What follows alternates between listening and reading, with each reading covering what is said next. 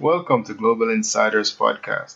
I am Ryan, the peripatetic one, bringing you information about opportunities relating to jobs, traveling, and any information that can elevate you to your rightful place in this thing called life. You can find more information and how-to methods on globalinsidersgroup.com. That is insiders with an S. And here is today's show.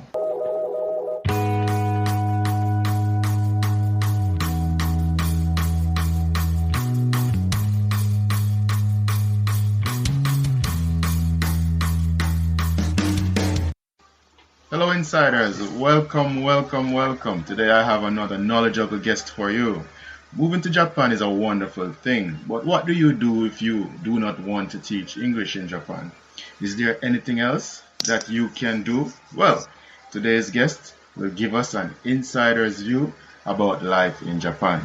Welcome to the show, Franz. Please introduce yourself to the insiders. Hi Ryan, thanks for having me. I'm Franz Lawrence, and I'm the owner of Holax, which is a food delivery service here in Sendai, Japan. Okay, excellent. So let's dive right in. How long have you been living in Japan? Well, this will be my 6th year, so it's been 5 years already. Oh, 5 years, wow. And how has this been for you? Have you been enjoying it? Yeah, Japan is a very lovely country. People are very kind. There's a lot of culture, a lot of tradition here, especially in Sendai. Okay. It's very peaceful, so it's a beautiful country. I like that. I like especially the emphasis on peaceful. Was it a dream for you to live in Japan? Was this like something that you always wanted to do? No, it was actually very spontaneous move for me after university. Okay, what did you study at university? I did finance. Okay, finance. All right. Well, I mean that is very interesting. All right. From finance to moving to Japan and teaching English. What was your initial impression of the place of Japan? I like to ask that question because sometimes you have an idea in your head of how something will look or how it will be, but then you get that either culture shock or you get like a wonderfully amazed by what it really is.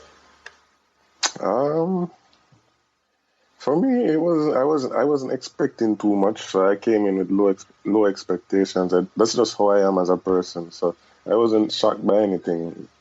People always ask me, what surprised you the most when you come to Japan? And apart from it being safe and the people being kind, there wasn't anything that really stood out to me that shocked me or surprised me. Okay, well that is good. That is very good. So work. What was a typical school day like? Typical school day. Yes. Because I mean that's why you were there initially, right? Yeah. Okay.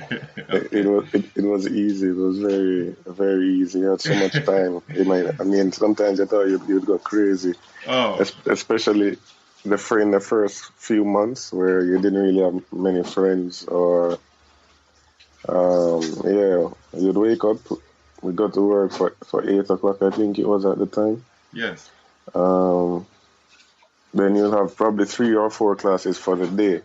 And mind you, a Japanese school day is made up of 6 periods, I think. Yes. So you'll have 2 to 3 free periods per day. So you'll sit in the staff room, and you'll have to find something to do because you'll have to find something to do to kill time.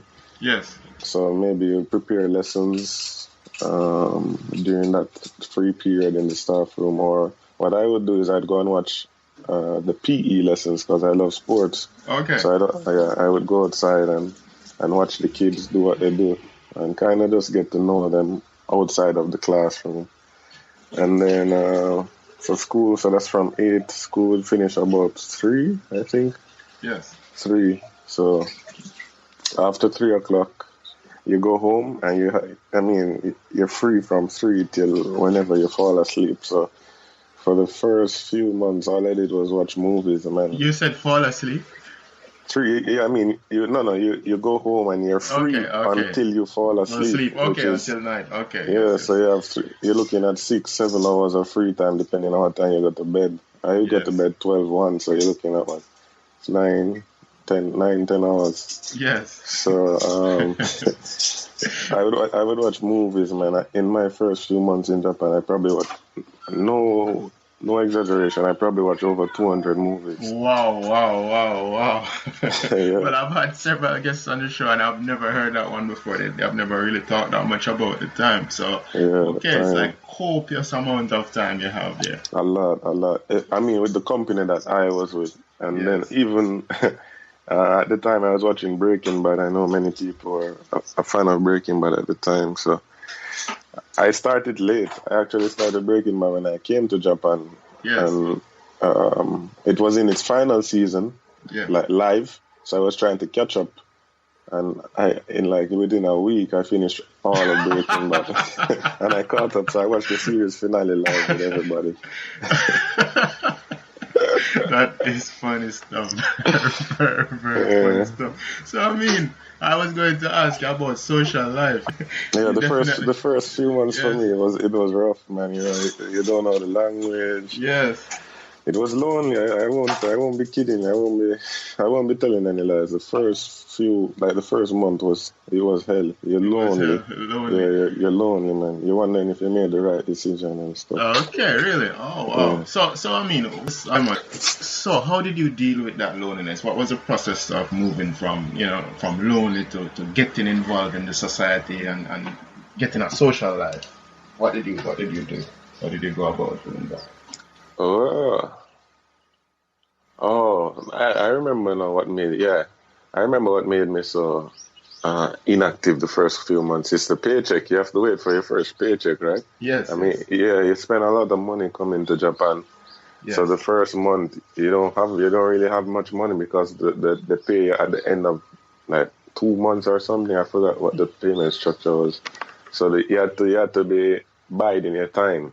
Yes, So yeah, so once I did my first 2 months like as a recluse, yes. and I got the first paycheck, then I started going out a little bit, trying to see the scene, visiting bars, just meeting new Just get people. it.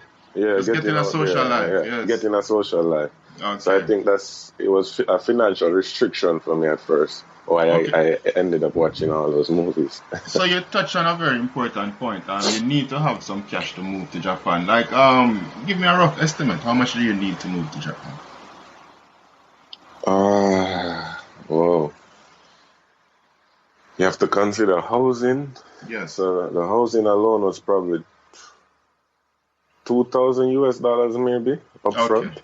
Okay. Yeah, 2,000 two US thousand dollars. US dollars, and then if you're looking at a month to 2 months without income, that's another 2,000. So I'd say 4,000 should be enough, and it depends on you as a person too. If you go out a lot, or if you're a homebody, then yeah. But 4,000 I think should be enough to cover your necessary expenses, the basics, basics.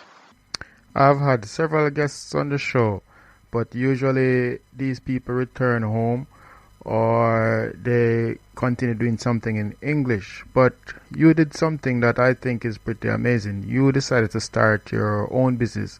What made you do this? I don't know. It's just people always ask me, what do you see for yourself in the future? And I'm just always a dreamer. I have a plan and by a certain age, I want to have certain things in life.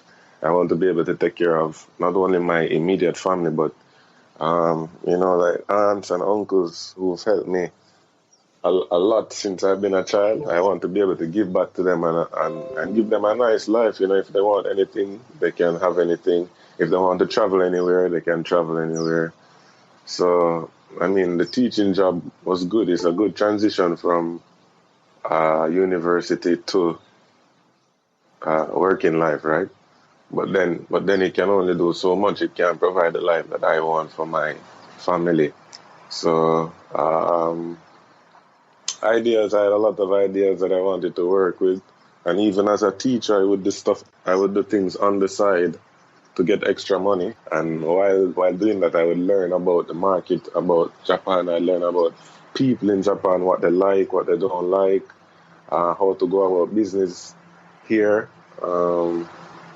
So I did a lot of different things while I was even teaching English. So after my third year as a teaching was enough for me. I'd done enough. I didn't feel the same drive, the same passion to wake up in the morning and teach the kids. So I was like, no, after this year, I think that's it. And I'll find some idea I try and put into action. So after my third year here, I decided to venture out into internet marketing company. So it wasn't my company, but it was a step outside of teaching English. And luckily for me, I had a friend who he had this company and he was willing to hire me. And I learned a lot during that year. But as I said, I still had ideas that I wanted to put forward, to bring forth, and something that was my own.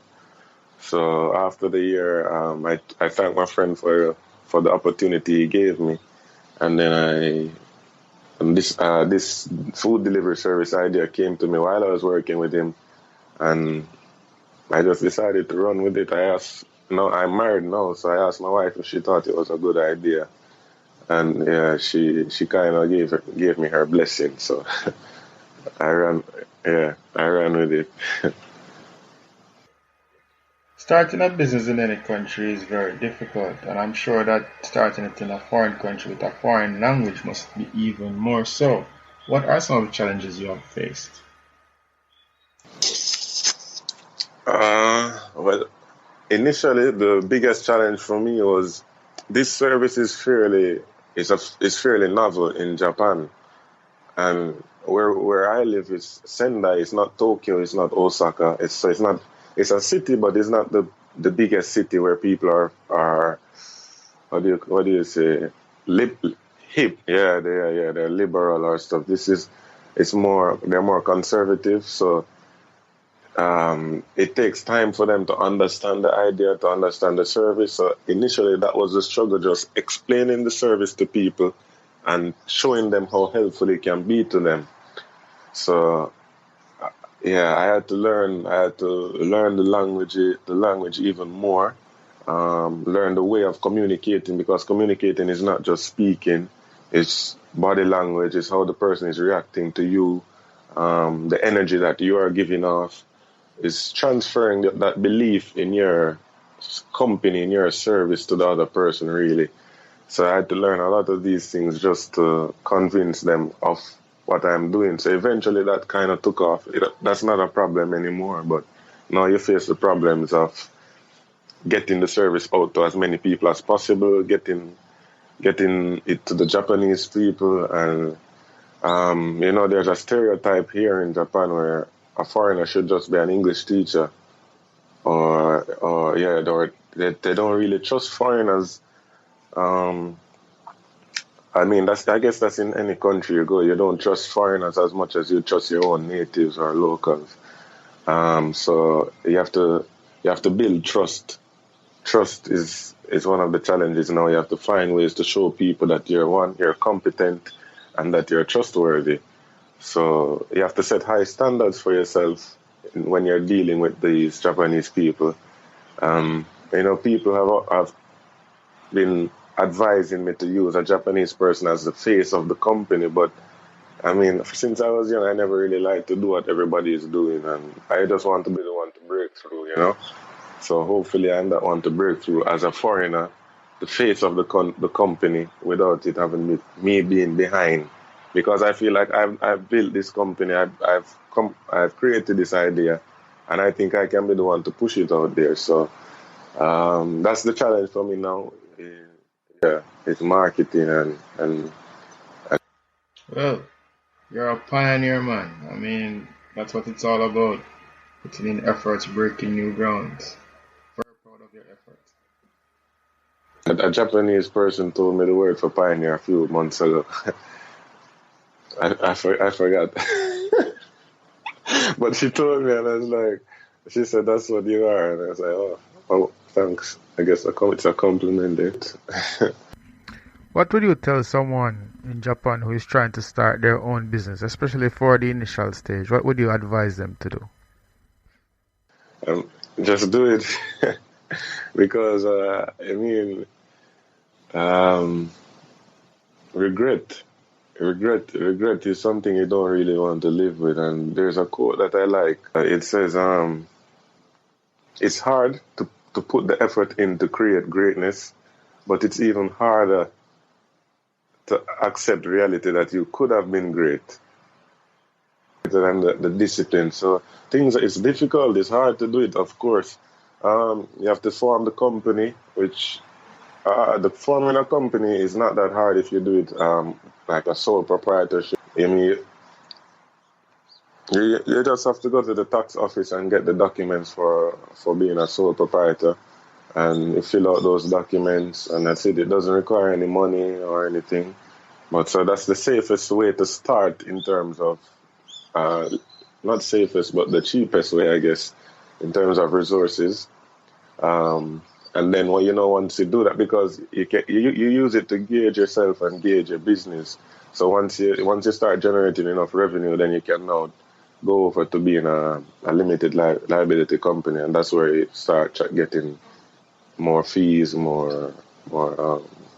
gets more detailed, more charges. So I would say it's best to start out as a foreigner, because most of you would probably be under visa stipulations.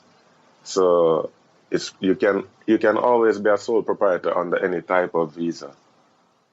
So I think that it's best to start that way because if you're trying to get a business visa or anything, you need so much capital, and sometimes it's just best to start to see where you are and grow. Yeah, just start. You just need to start. So if you see all these figures about business visas, about starting an LLC, about starting this, but if you just start as a sole proprietor, the most important thing to do is start, because once you start, you build up you build up momentum. If you don't start, you'll never build momentum. Well, kudos to the Japanese government for focusing on entrepreneurship. I mean, this is only a win-win for everyone, I think. If I may say that Japanese government is really trying to provide opportunities for foreigners to be entrepreneurs, because they realize that they're lagging behind in the world. So you just have to find the various government agencies in your cities that is willing to help startups. So if you can find those agencies, then become a part of their program and just tap into their knowledge, tap into what they know about the market. And those people can help you a lot in terms of information. So I would advise people I think every city has this type of service. So just find it in your local area and grow from there.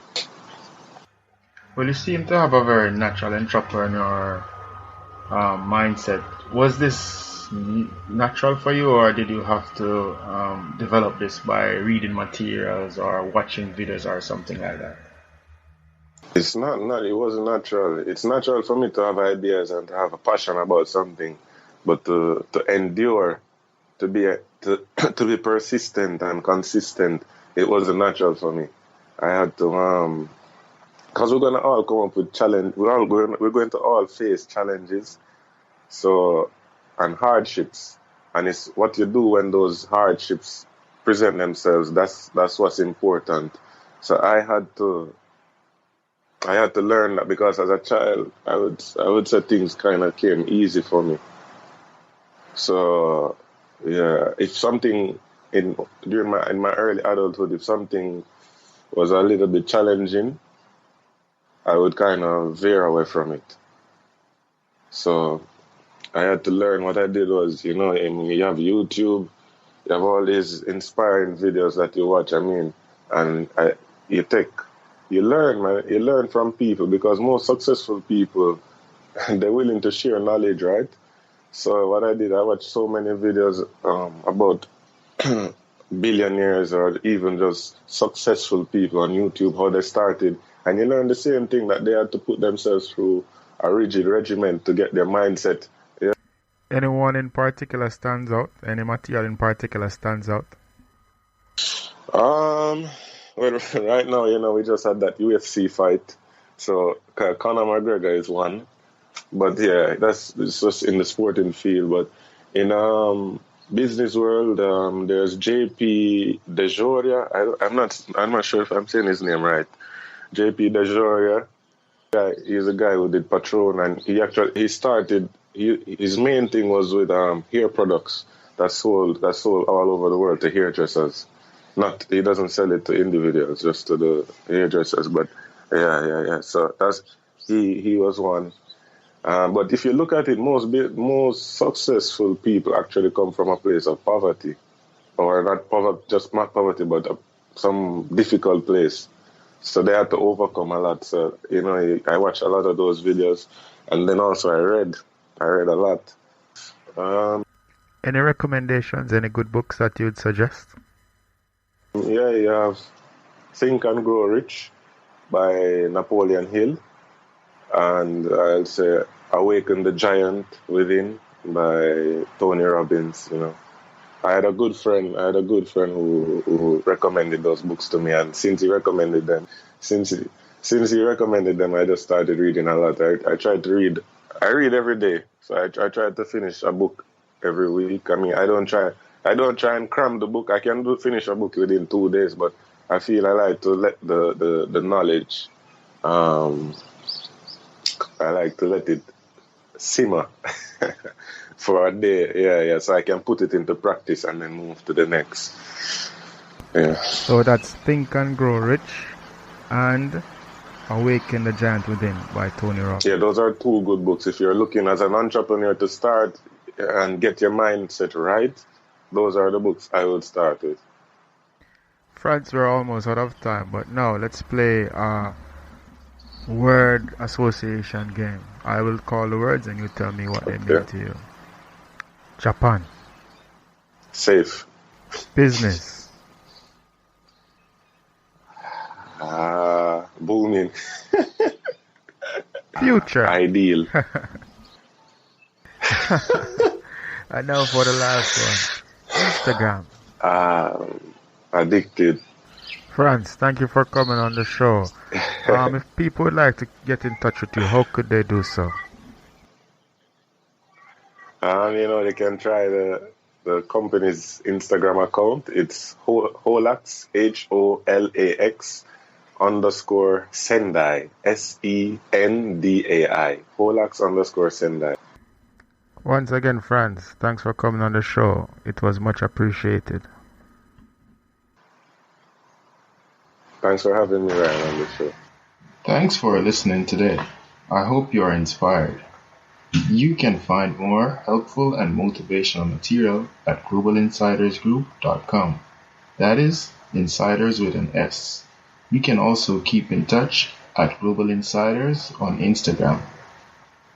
See you next time, but remember, you can be your own superhero.